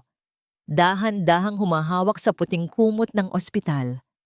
Ang kanyang mga mata, na kay tagal na nakapikit, ay dahan-dahang bumukas, tila naghahanap ng liwanag sa gitna ng kadiliman. Napaluhod si Rina sa sahig, hindi dahil sa panghihina, kundi dahil sa bigat ng pasasalamat na tila nagpabagsak sa kanya. Gising siya. Arthur, gising ang anak ko. Hikbi ni Rina. Ang kanyang mga luha ay pumatak sa kanyang mga kamay, mainit at puno ng buhay. Pinalabas muna sila ng doktor para sa huling check-up. Habang naghihintay sa labas, inalalaya ni Arthur si Rina na maupo sa bench. Kumuha si Arthur ng isang bote ng tubig at maingat na binuksan ito bago inabot sa kanya. Uminom ka muna, Rina. He is a miracle. Katulad mo, hindi rin siya sumusuko. Tiningnan ni Rina si Arthur. Ang kanyang mga mata ay puno ng emosyon. Bakit ka ganito sa amin, Arthur? Mula noong gabing iyon sa ulan, hanggang ngayon.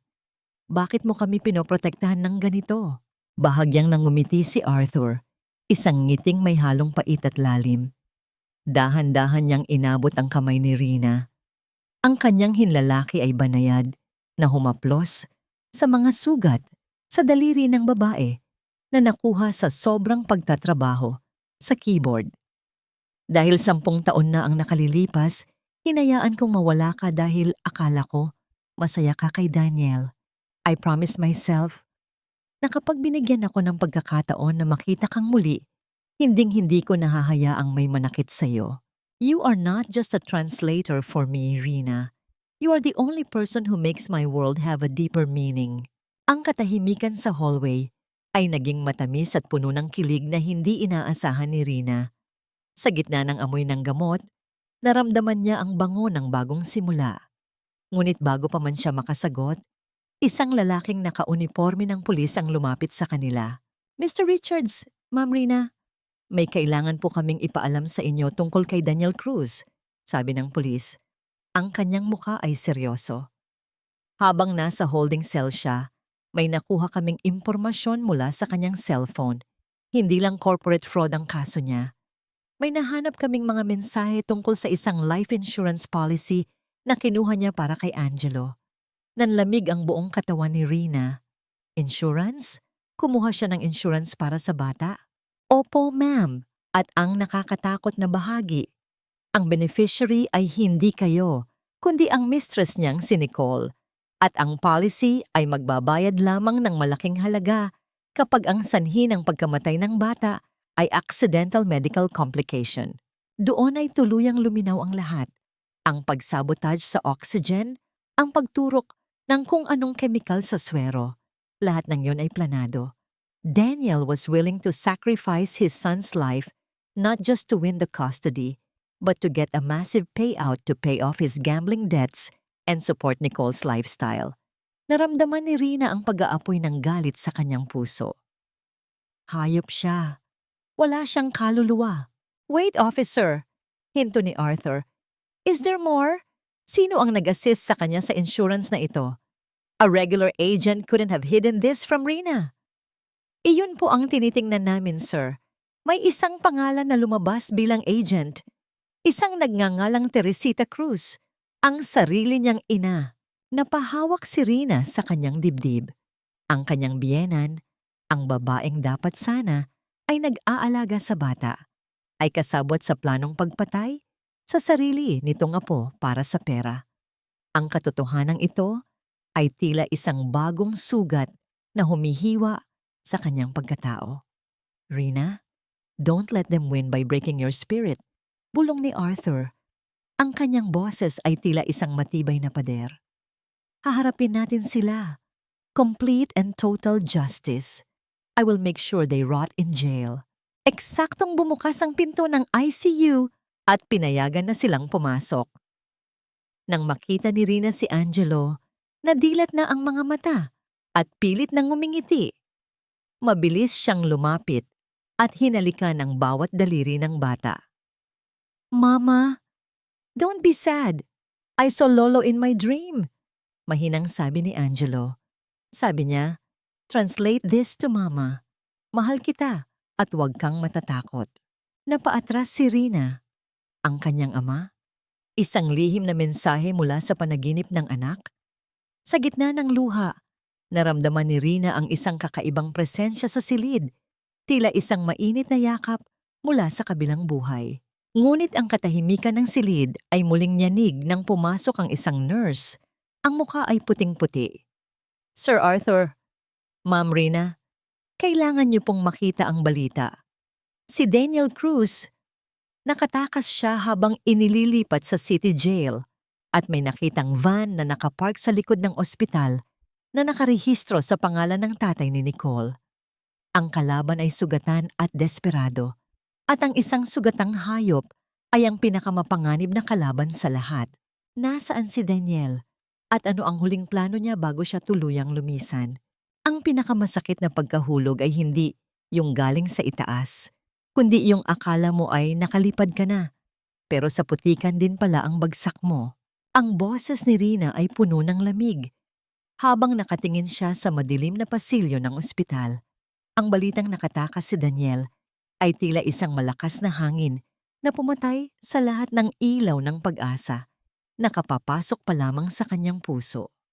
Naramdaman niya ang panginginig ng kanyang mga tuhod, ngunit bago pa man siya tuluyang manghina, naramdaman niya ang isang matibay na kamay na humawak sa kanyang siko.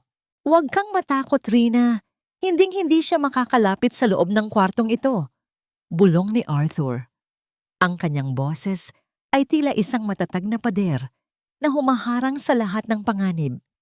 Agad niyang tinawagan ang kanyang sariling security team. I want a lockdown on this floor. No one goes in or out without my personal clearance. At ang van sa likod, pasabihan ng mga pulis na i-corner iyon. Sa loob ng silid, si Angelo ay muling nakatulog. Dahil sa epekto ng mga gamot, walang kamalay-malay na ang kanyang sariling ama ay muling naghahasik ng lagim sa paligid. Ang tanging naririnig sa silid ay ang mahinang ugong ng aircon at ang regular na tunog ng makinang nagbabantay sa tibok ng puso ng bata. Biglang namatay ang mga ilaw. Ang buong floor ay binalot ng dambuhalang kadiliman. Ang katahimikan ay naging mas nakakabingi. At ang bawat hininga ni Rina ay tila tunog ng isang tambol sa gitna ng takot. Arthur! Pabulong na tawag ni Rina. Ang kanyang kamay ay pilit na kinakapa ang anino ng lalaki sa dilim. Nandito ako, Rina. Huwag kang aalis sa tabi ni Angelo, sagot ni Arthur. Narinig ni Rina ang tunog ng paghugot ng isang bagay mula sa likuran ni Arthur. Isang tactical flashlight na nagbuga ng matalim na liwanag patungo sa pintuan. Bumukas ang pinto ng marahan. Sa pagtama ng liwanag, bumungad ang isang figurang hindi nila inaasahan. Hindi si Daniel, kundi si Nicole. Ang kanyang buhok ay gulo-gulo, ang kanyang pulang damit ay may mga mantsa ng dumi, at ang kanyang mga mata ay puno ng matinding takot. "Arthur, tulungan mo ako. Si Daniel." Nabaliw na siya. Ang boses ni Nicole ay nanginginig sa pagitan ng hikbi at kaba. Ginamit niya ang tatay ko. Kinuha niya ang lahat ng pera namin sa account. At ngayon ay pinagbabantaan niya kaming lahat. Sabi niya, kung hindi siya makukuha si Angelo, walang sino man ang pwedeng maging masaya. "Nasaan siya, Nicole?" Tanong ni Arthur. Ang kanyang boses ay tila isang talim na humihiwa sa dilim. "Nasa basement. May dala siyang balak niyang sunugin ang generator room." Hiyaw ni Nicole bago ito napasalampak sa sahig. Nawawalan na ng lakas. Nilingon ni Arthur si Rina. May isang sandali ng pag-aalinlangan sa kanyang mga mata. "Rina, kailangan kong bumaba. Kapag nasira ang generator, mamamatay ang lahat ng life support system sa ospital na ito. Kasama na ang kay Angelo." "Go, Arthur. Kaya ko rito," sagot ni Rina. Sa pagkakataong ito, wala nang bakas ng takot sa kanyang boses. Kinuha niya ang isang matulis na gunting mula sa medical kit sa tabi ng kama. Hinding-hindi niya mahahawakan ang anak ko hanggat may hininga pa ako. Isang mabilis na halik sa noo ang ibinigay ni Arthur kay Rina. Isang halik na puno ng pangakong babalik siya bago ito mabilis na lumabas kasama ang kanyang mga security. Naiwan si Rina sa loob ng silid. Tanging ang maliit na emergency light na kulay pula ang nagbibigay ng liwanag. Hawak niya ang kamay ni Angelo habang ang kanyang pandinig ay nakatutok sa bawat kaluskos sa labas. Maya-maya, narinig niya ang mabibigat na yabag ng sapatos na papalapit. Ang tunog ay hindi regular, tila isang taong nagmamadali na may kasamang galit. Bumukas ang pinto. Si Daniel. Ang kanyang mukha ay puno ng pawis. Ang kanyang mga mata ay nanlilisik at ang amoy ng gasolina ay tila sumasakal sa buong silid. "Rina, ibigay mo sa akin ang bata." Ang boses ni Daniel ay tila galing sa ilalim ng lupa. "Kung hindi ko siya makukuha, kukunin ko na lang ang insurance niya. Yun na lang ang tanging paraan para mabuhay ako." "Hayop ka, Daniel!" sigaw ni Rina. Tumayo siya sa harap ng kama. Hinaharangan ng view ni Daniel kay Angelo. "Hindi mo ba talaga minahal ang anak mo? Kahit katiting? Kahit noong hawak mo siya nung sanggol pa siya?" Ang pag-ibig ay hindi nakakapagbayad ng utang, Rina. Dama ni Daniel patungo sa kanya. Nagkaroon ng mabilis na kaguluhan. Itinulak ni Daniel si Rina, ngunit bago pa man siya makalapit sa mga tubo ni Angelo, sinunggaban ni Rina ang braso ni Daniel at buong lakas na itinusok ang gunting sa balikat nito. Isang sigaw ng sakit ang pinakawalan ni Daniel, ngunit ang galit niya ay mas matindi. Sinampal niya si Rina ng malakas, dahilan para tumalsik ang babae sa kanto ng mesa. Ngunit bago pa man makagawa ng susunod na hakbang si Daniel, ang pinto ay malakas na bumukas. Ang mga pulis, kasama si Arthur, ay mabilis na pumasok. Sa isang iglap, si Daniel ay pinabagsak sa sahig. Ang kanyang mga kamay ay mabilis na pinusasan habang ang dugo mula sa kanyang balikat ay dahan-dahang kumakalat sa puting semento. "Tapos na, Daniel. It's over," malamig na sabi ni Arthur habang tinutulungang makatayo si Rina. Tumingin si Daniel kay Rina mula sa sahig. Ang kanyang mukha ay puno ng pagkatalo at puot. "Akala mo ba panalo ka na? Nicole. Nicole will never let you be happy. She knows secrets about Arthur that you will never accept. Huwag mo nang gamitin ang ibang tao para sa sarili mong pagkakamali, Daniel," sagot ni Rina. Lumapit siya at tumingin ng diretso sa mga mata ng asawa. "Hindi mo na ako kayang saktan. At ang insurance na inaasahan mo, kinansela na ng kumpanya dahil sa fraud investigation. Wala kang makukuha, wala kang matatanggap, kundi ang dilim ng selda." Habang hinihila si Daniel palabas, Ang katahimikan ay muling bumalik sa silid. Ang mga ilaw ay biglang bumukas, hudyat na naisalba ni Arthur ang generator room. Tumingin si Rina kay Angelo na mahimbing pa ring natutulog, tila binabantayan ng mga anghel. Napayakap si Rina kay Arthur, ang kanyang mga hikbi ay sa wakas ay pinakawalan na niya. Ang bawat luhang pumatak ay tila naghuhugas sa lahat ng dumi at sakit ng nakaraan. "Ligtas na tayo, Rina! Ligtas na kayo!" Bulong ni Arthur habang hinahaplos ang buhok ng babae. Ngunit sa gitna ng kanilang yakap, napansin ni Rina ang isang sobrang nahulog mula sa bulsa ni Daniel sa gitna ng gulo. Isang sobrang may tatak ng isang law firm sa Singapore. Isang pangalan ang nakasulat sa labas: Arthur Richards. Confidential case. Ano ang itinatago ni Arthur mula sa nakaraan? At ito ba ang magiging bagong bagyong susubok sa kanilang pag-iibigan? Ang tiwala ay parang isang manipis na kristal. Kay tagal mong binuo ng may pag-iingat. Ngunit sa isang maling galaw lamang ay maari itong mabasag at mag-iwan ng sugat na hindi na mabubura. Ang kaisipang iyon ang tila isang malamig na anino na bumabalot sa puso ni Rina habang nakatingin siya sa payapang mukha ni Arthur. Umaga na sa ospital at ang sikat ng araw ay dahan-dahang gumagapang sa puting tiles ng silid, nagbibigay ng isang mapanlinlang na pakiramdam ng kapayapaan. Sa kama, masigla nang kumakain ng lugaw si Angelo.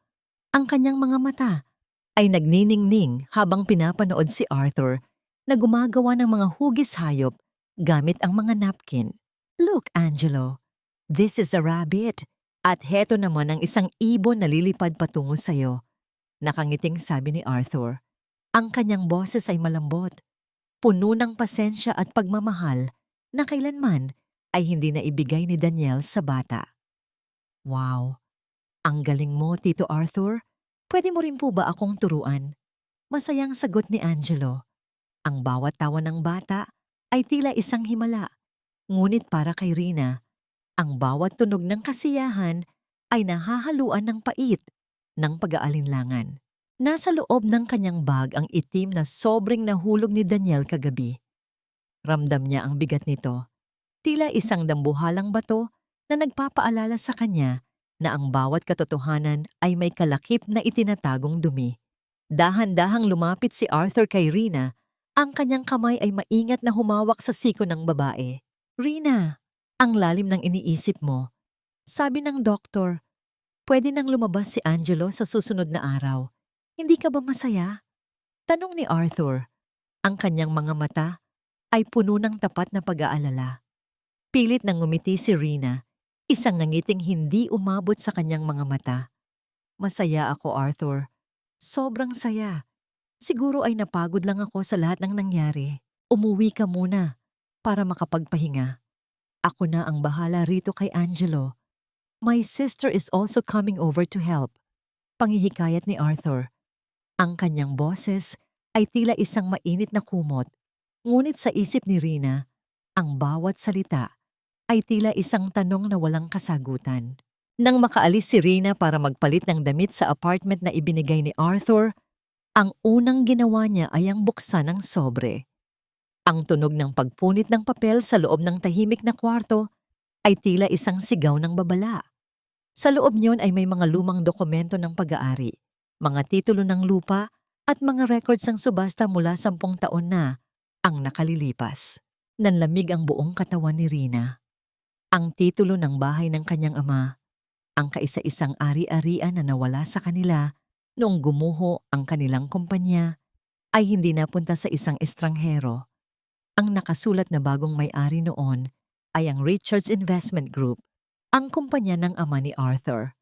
At ang mas masakit, may isang sulat kamay na note na nakaipit sa loob. "To Arthur, this is the property you asked for. The Cruz family is officially out." Dad, napaupo si Rina sa sahig. Ang kanyang mga kamay ay nanginginig habang hawak ang katotohanang mas matalas pa sa gunting na ginamit niya laban kay Daniel. Ang taong sumalba sa kanya, ang taong nagbigay ng lahat ng karangyaan At proteksyon ay anak ng taong kumuha ng huling dignidad ng kanyang ama.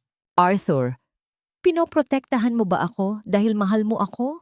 O dahil ito ang paraan mo para mabayaran ang utang na loob ng pamilya mo sa pamilya ko? Bulong ni Rina sa hangin. Ang amoy ng lumang papel ay tila amoy ng pagtatraidor na pamilyar na sa kanya. Hindi niya alam kung paano muling titingin sa mga mata ni Arthur nang walang pagduda. Ang bawat yakap, ang bawat halik sa kamay, at ang bawat pangako ay tila naging mga isinaling salita na may maling kahulugan. Sa gitna ng kanyang pagluha, tumunog ang kanyang cellphone, isang unknown number. Nang sagutin niya ito, isang boses ng matanda ang narinig niya, isang boses na puno ng galit at pait. Rina, akala mo ba ay nanalo ka na? Si Daniel ay nasa kulungan pero ako ay nandito pa at may isang bagay na hindi alam ni Arthur na hawak ko. Isang bagay na sisira sa inyong dalawa habang buhay. Si Aling Teresita. Ang biyena niyang tila isang linta na ayaw bumitaw. Wala ka nang pwedeng gawin sa amin, Aling Teresita. Tapos na ang pananakot niyo, matapang na sagot ni Rina. Sigurado ka ba? Tanungin mo si Arthur kung nasaan ang orihinal na kontrata ng tatay mo na sinunog ng ama niya. 10 taon na ang nakalilipas. At tanungin mo siya kung bakit hanggang ngayon ang mga painting ng tatay mo ay nakasabit sa loob ng library ng mansion ng mga Richards. Tila tumigil ang paghinga ni Rina. Ang bawat piraso ng puzzle ay iunti-unting nabubuo. Ngunit ang larawang nabubuo ay isang impyerno ng pagdududa. Haharapin ba ni Rina si Arthur para sa katotohanan? O pipiliin niyang manatili sa isang magandang kasinungalingan para sa kaligtasan ni Angelo? Ang bawat haligi ng katotohanan na binuo natin ng magkasama ay tila gawa lamang sa buhangin na tinatanggay na ngayon ng malupit na alon ng pagdududa. Ang boses ni Rina ay tila isang malamig na bulong sa loob ng kanyang isipan habang nakatayo siya sa harap ng pinto ng hospital room ni Angelo. Hawak niya ng mahigpit ang strap ng kanyang bag kung saan nakatago ang mga papel na tila naging lason sa kanyang sistema. Sa loob ng silid, naririnig niya ang mahinang tawanan ni na Arthur at Angelo. Ang bawat tunog ng kaligayahan mula sa loob ay tila isang sampal ng miyama sa kanyang mukha. Dahan-dahang binuksan ni Rina ang pinto. Ang tunog ng pagpihit ng handle ay tila isang babala sa katahimikan. Nakita niya si Arthur na nakaupo sa gilid ng kama. Maingat na sinusubuan si Angelo ng hiniwang mansanas. Ang sikat ng hapon ay tumatama sa mukha ni Arthur. Nagbibigay dito ng isang anyo ng kabutihan na kay hirap paniwalaang may itinatagong dilim. Rina, bumalik ka na pala. Nakangiting bati ni Arthur. Tumayo siya at lumapit. Akmang hahalikan si Rina sa noo, ngunit bahagyang umiwas ang babae. Ang kanyang kilos ay tila isang bakod na biglang itinayo sa pagitan nila. Kumunot ang noo ni Arthur. Ang kanyang mga mata ay puno ng pagtataka. May problema ba? Mukhang hindi maganda ang pakiramdam mo. Arthur, kailangan nating mag-usap sa labas. Mahinahong sabi ni Rina, ngunit ang kanyang boses ay may lalim na hindi pwedeng baliwalain. Lumabas sila sa rooftop ng ospital. Ang hangin ay malakas, pinalilipad ang buhok ni Rina at ang amoy ng paparating na ulan ay tila nagbababala ng isa pang unos. Hinarap ni Rina si Arthur at inilabas mula sa kanyang bag ang itim na sobre. Bakit nasa library ng mansion niyo ang mga painting ng tatay ko, Arthur? At bakit ang Richards Investment Group ang nakapirma sa subasta ng bahay namin 10 taon na ang nakalilipas? Ang bawat salita ni Rina ay tila isang mabilis na patak ng ulan na tumatama sa tuyong lupa. Malamig at masakit. Nanigas si Arthur. Ang kanyang mukha ay nawala ng kulay at ang kanyang mga mata ay dahan-dahang bumaba sa mga papel na hawak ni Rina. Ang katahimikan sa pagitan nila ay naging kasing bigat ng dambuhalang bato. Rina, makinig ka. Balak ko namang sabihin sa'yo, pero naghahanap lang ako ng tamang pagkakataon. Panimula ni Arthur, ang kanyang boses ay nanginginig sa pagitan ng takot at pagsisisi. Tamang pagkakataon?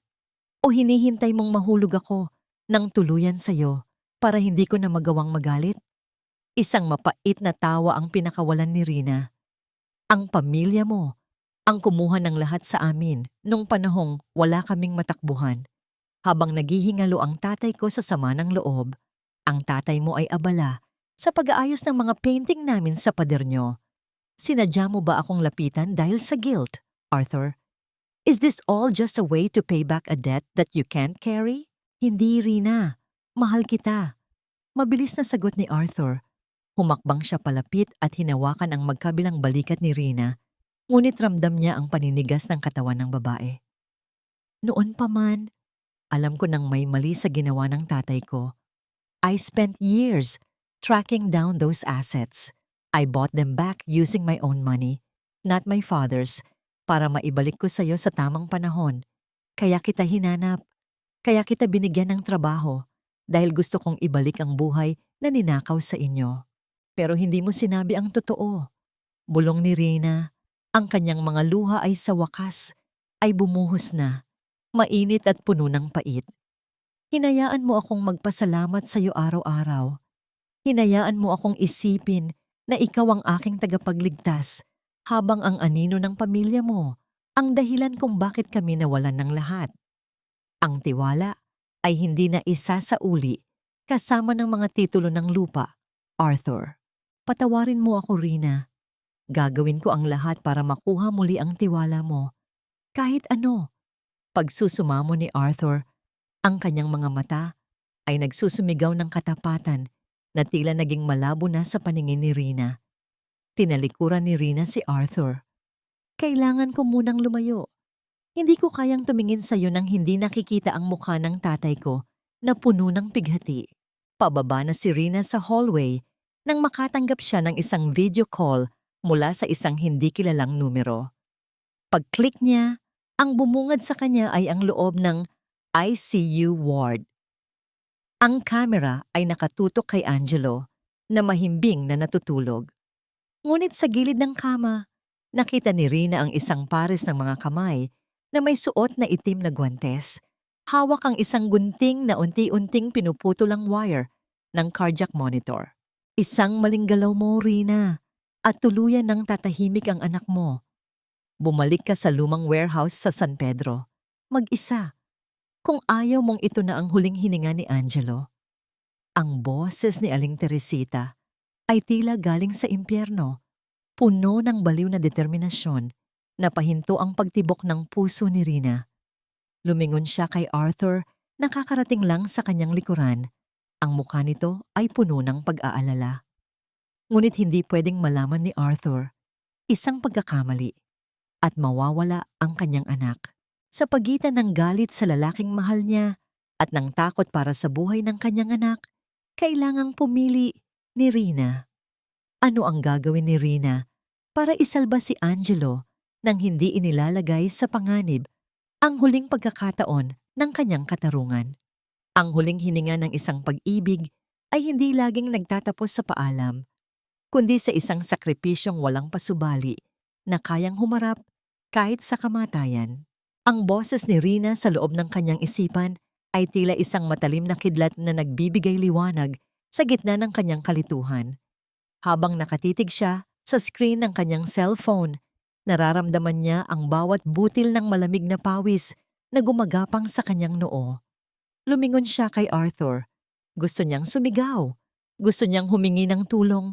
Ngunit ang anino ng gunting na malapit sa mga tubo ni Angelo ang nagpatikom sa kanyang bibig. Dahan-dahang ibinaba ni Rina ang kanyang phone.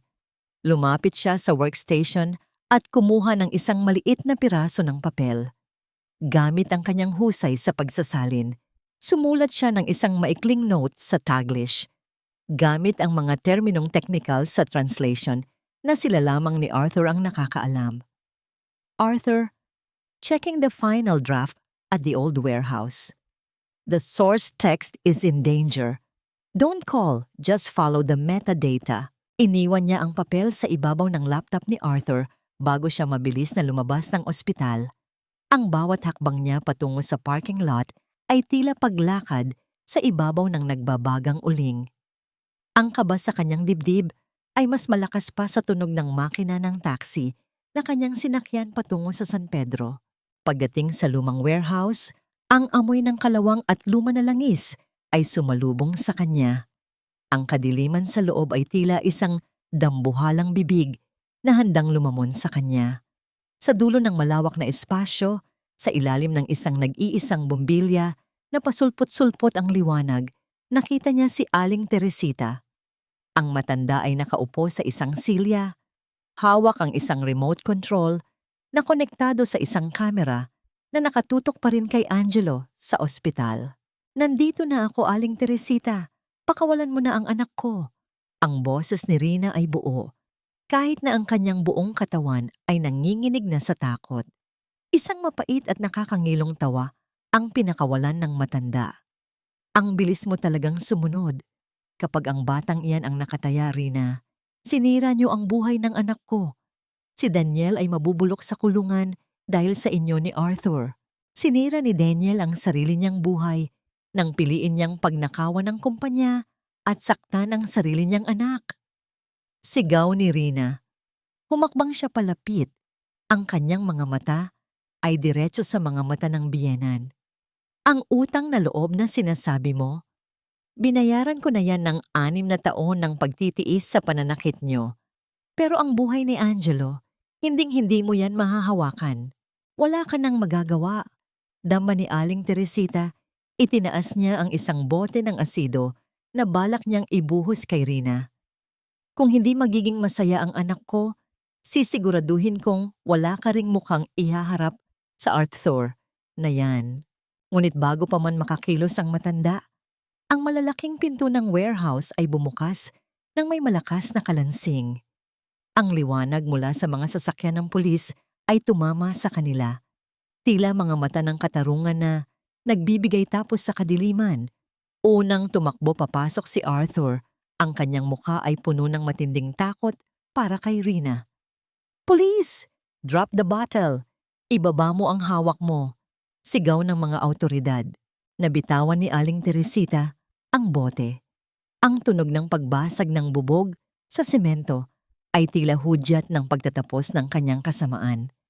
Mabilis siyang pinalibutan ng mga pulis. Sa kabilang banda, sa loob ng ospital, ang mga security ni Arthur ay mabilis na pumasok sa kwarto ni Angelo at dinakip ang kasabwat ni Teresita na nagpapanggap na janitor. Napaluhod si Rina sa sahig. Ang lahat ng lakas niya ay tila biglang naglaho. Naramdaman niya ang mahigpit at mainit na yakap ni Arthur. Sa pagkakataong ito, hindi na umiwas si Rina. Isinandal niya ang kanyang ulo sa dibdib ng lalaki. Hinahayaan ang kanyang sarili na makaramdam ng kaligtasan. I'm sorry, Rina. I'm so sorry for everything. Bulong ni Arthur, ang kanyang boses ay gumaralgal sa pag-iyak. Hindi ko dapat itinago ang totoo. I promise, mula ngayon, wala nang lihim. Ibibigay ko sa iyo ang lahat ng dokumento, ang lahat ng pag-aari ng tatay mo. It's all yours. I just want to stay by your side. Tumingala si Rina kay Arthur. Sa gitna ng dumi at pagod, nakita niya ang tapat na pagsisisi sa mga mata nito. Hindi ko kailangan ng lupa o pera, Arthur. Ang kailangan ko ay ang katotohanang kaya mong manatili sa tabi ko kahit sa pinakamahirap na bahagi ng ating kwento. Makalipas ang ilang buwan.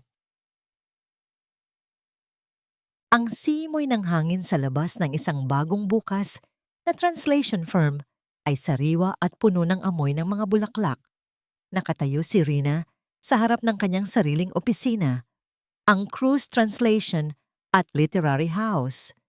Sa pader ay nakasabit ang mga painting ng kanyang ama na isalin na sa wakas sa lugar kung saan sila nararapat. Si Angelo ay masiglang tumatakbo sa paligid. Ang kanyang mga binti ay malakas na at wala nang bakas ng sakit.